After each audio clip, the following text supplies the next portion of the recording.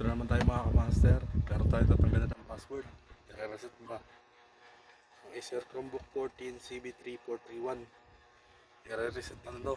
Siya may password. Tanggalan natin.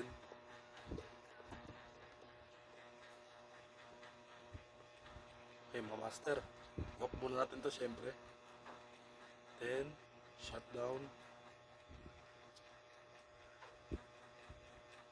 Then, dito tayo sa button. Escape. Escape, ground, and power. For 6 seconds. 1, 2, 3, 4, 5, 6, 7, 7 seconds. Yan bitaw. Kaya natin siya bumukas.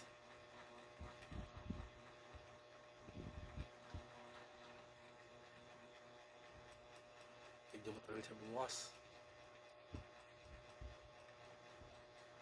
Oh, ayun na po siya. Then, lobas na po sa menu. Then, Control-Alt-D. Control-Alt-D. Then, turn OS or off and press enter. Your system will reboot. Then, press skip, go back. And dito tayo sa press enter. Kailan po natin. Press enter po yung pinindot natin na press enter. Press enter.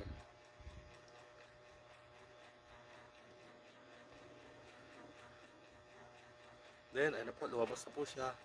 And, siyempre, re-enable natin, space, press space, press enter to configure yung OS, press enter, OS verification is on, the system will reboot. Okay.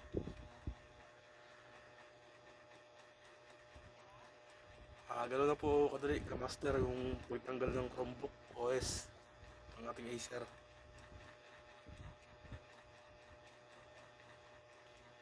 Ayun na po, balik na po sa dati. Mag-sign up na lang po tayo. After nyan.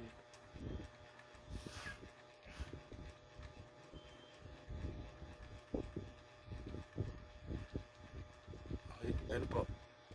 Malilis na po siya. Okay na. Sa pagkatanggal po ng password, ayun na po. Back to reset ng factory. Sige po.